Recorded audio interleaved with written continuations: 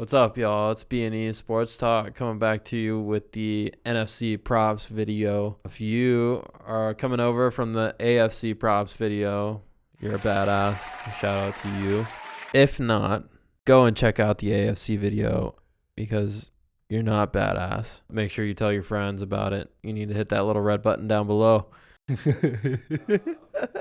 We split them into two videos because we have so many props and we want you to hear everything we've got to say about them. Bang. Evan, what else do we got to say before we hop into it? Nothing other than that. It was just like one of the best intros we've had to the show so far in our short history. I like it. Let's roll with it. We'll structure this just like the last video. We'll try our best to go in order of our most confident to least confident picks. We kind of struggled with that last video, but it's okay. Dak Prescott, over 1.5 touchdowns. He's thrown 2 touchdowns in every game but one in his last 8 games. And I saw this stat that the Cowboys this year score 72% of their touchdowns through the air. Lit. I'm digging that prop too. I love taking that one on a normal. Yeah. Every game you should take that Dak over 1.5. Big time. I'm scared they're going to change it to 2. Like 2 even before the game starts. So I would definitely jump on that before that happens. For sure. Sticking to the touchdowns from Dak, Ceedee anytime touchdown is something that entices me. They have hit at home like the last 6 or 7 games. I'm pretty sure they've connected. If not, then there's only one discrepancy in there. But Ceedee and Dak have been pretty much automatic for as long as I can remember this season. Did you see the PFF grades of the wide receivers came out for the season? No. CeeDee's number 1. I think Ayuk was 2 and Tyreek was 3. Dang. Tyreek and Ayuk might have been flipped, but I was kind of shocked. I knew Ceedee had a badass season, and I doubted him to start the year off. I'm so happy that I was wrong. But yeah, PFF ranked him number 1. He's on a roll. Him and Dak have a connection, honestly, like no other duo does right now in the league. They're rocking. Bet Dak, bet Ceedee, bet them together. Take it all. Take the yards if you want to as well. I think Ceedee's at like 101 yards right now. It's a pretty big line, but shit, he's been covering it. Lay it down. Yeah, might as well. Might as well. Keep it in game. Same team. Brandon Aubrey. We are in agreement. Mr. Automatic this year. Send it on that over 1.5 field goals. I feel like this is going to be a decent amount of scoring in this game. I think the Cowboys are going to be up by not like a ton, but like a considerable amount as the game winds down in the second half. They're not going to give a shit when they get stopped on 4th down. They're just going to throw the field goal unit out there with no second thoughts. For sure. They're going to go for points. But I expect a decent Green Bay defense to stand up a couple times and make them kick. Yeah, I do too. This is my one kicker bet that I had between all 6 games for the weekend. I fully agree. Throw him down. The fact that we have multiple reasons as to why. I mean, he might have 4 field goals. It wouldn't surprise me.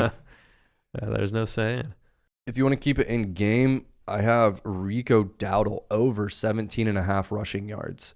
I like that. Every week he looks a little bit better and better. And the same with Tony Pollard. And I feel like that just complements the other. Opens up more lanes for the other one.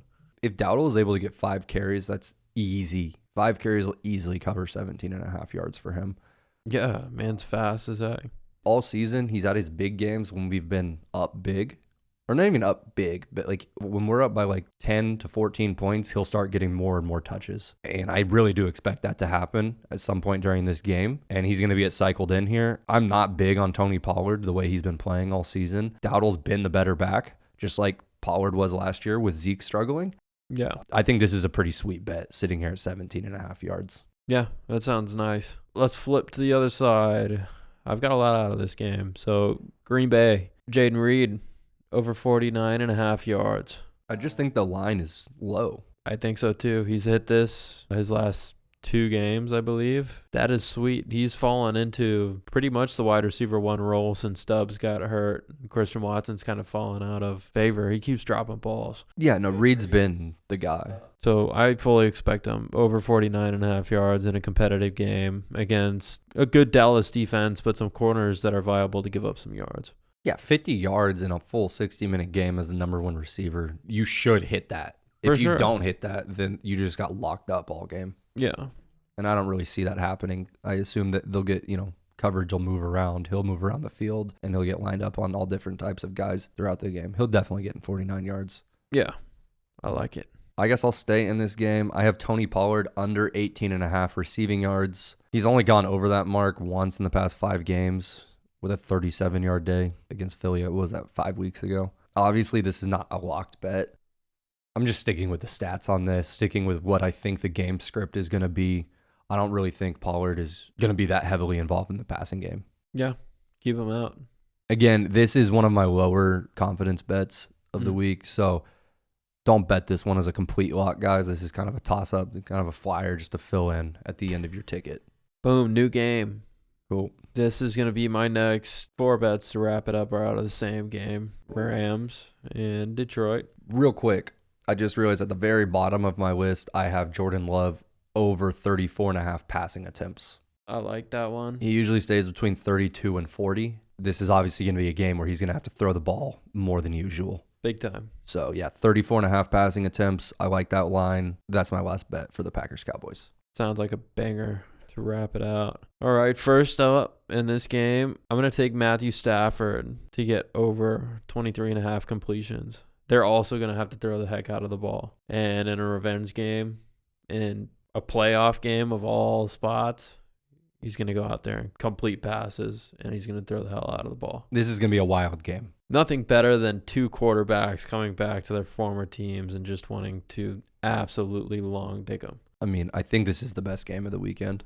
It should be. It should be. It should be the most competitive.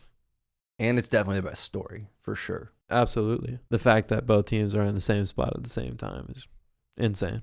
I'm really, really excited to watch this. This is going to be fun. It's going to be a close game. I like a field goal could decide it. Like 1 point. Literally. I have the Rams winning it, but in a close game. I'll keep it rolling off of Stafford right into Puka Nacua over 76.5 yards. I don't even put logic into it. Don't look at stats. Don't think about it. Just put Puka in. Take him over on the yards. If you want to take him over on the catches, I did not look at the number on that. I don't care what it is. Take him over it. His catches is actually 5.5 receptions. Take that. Take Eat that up. Yeah, Puka. And I got my line at 75.5 yards. I've got a special on Sleeper right now for 53.5 yards, I believe. So go eat that up. Sweet.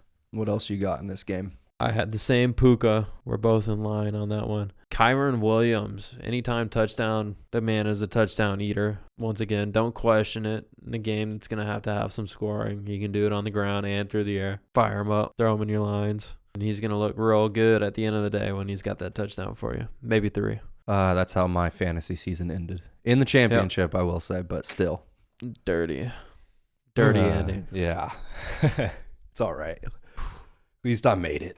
Flipping over to the Lions, I'm taking Jared Goff over 1.5 passing touchdowns. Kind of what we were just saying. Both these teams have a much better running defense than they do passing defense, which plays into both of what they're trying to do, I'm assuming, on offense going into this week. It's going to be a passing game. I think the Rams are going to stand up at the goal line.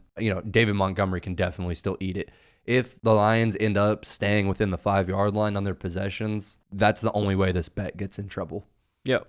But, I mean, if they have 3 possessions in the red zone that aren't within that 5-yard line, this is easy. And then, obviously, you got those longer touchdown opportunities as well. Definitely. That'll play into my Amon-Ra over 89.5 yards. That sounds pretty low. I have that as well on here. No problem. Roll it out. I also like the anytime touchdown. He has been touching the touchdown as of late. So, I mean, I just wrote this down on him. The Rams are allowing 259 yards passing a game right now. 88 yards to the number one guy who's averaging like 110 or whatever over the last 6-7 weeks. Amon-Ra is better than the normal better guy. It's automatic. Take this bet. Slam it. And Laporta's out. Yeah, that makes it even more sweet. I was kind of shocked when I saw that after Laporta's out. His line didn't even move off of what it normally is. Not at all. Crazy. Who you got next? Devontae Smith over on the yards. If A.J. Brown plays, I would imagine he's going to be more of a pawn Like a decoy. Yeah. All that volume is going to go between Goddard and Devontae Smith. And Devontae Smith will go over on his yards. I didn't see what they'd posted. Regardless, take the over. I like that. On the other side of the field, Baker Mayfield. This is actually my second or third most confident bet of the weekend for the NFC side of the games. Over 236.5 passing yards against the Eagles secondary that's played like nothing but just straight dog shit for about 6 weeks. He has Mike Evans and Chris Godwin. I just think they're about to absolutely burn the Eagles secondary. 236 yards should be pretty easy for Baker Mayfield. I see him finishing around like 275. That sounds right. Max of 300. I really see his floor this week at like 250. 245. Like he's going to go over 235 or 237, whatever. He's going to have to. He's going to have to. And I mean, even 2 weeks ago, last week, they barely did anything against the Panthers. The week before, they couldn't score any points on the Saints. But against the Saints, he still had a 300-yard passing game. Yeah. When they didn't actually put points on the board. But he was moving the ball down the field. He's going to do it on a much, much weaker Eagles defense. Definitely. And they've been going through it as of late. So expect that to play in. And they're playing away from home, which is something they weren't expecting. Yeah, they're in Tampa. That's massive. It really is. I was saying that if the Cowboys were in that position going into Tampa, that there was a high percentage that they lose. There's a high percentage that the Eagles lose this game. Yeah, I have the Eagles losing in my bracket. First round. I couldn't go that far, but it's going to be a close game. I mean, dude, I watched them play the Giants last week, and I was like, okay, like these guys do not give a shit about winning. Like they're just here so they get paid. Bama chanting anybody but Dabo. Damn. Anybody but homie from Penn State, Franklin or whatever. I don't want that guy. Right. He looks like who's the Jet? He looks like an ugly ass Robert Saleh. Yeah. With the glasses and short. Yeah. Okay. Don't you have one more guy? Last bet of the day. This should be A1. Mike Evans anytime touchdown. Smack it. Hit it. Do whatever you want with it. I don't see a reality in which this does not hit. Yeah, he burned everybody last week on everything. It's time for him to step up and get back on track. It's the playoffs. Absolutely. That's it for those player props. Do you have anything else? No, that's all my guys. Thank you for checking it out. I hope you liked the video. If you haven't already, please go over to the page and watch the AFC video player props for Wildcard Weekend.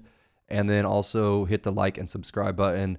We are so close to having 50 and being able to come to y'all live. We're also on Instagram and TikTok and Spotify, so please check us out over there. On TikToks on game days, we try to get out a full player prop video of each game on game day before the games start, and then the actual over-unders and team predictions and things like that. So definitely check that out on TikTok every Sunday or Saturday if the game's there. Enjoy your weekend. It's going to be a banger. Yeah. Happy Wildcard Weekend, everybody. We'll see you in the next video.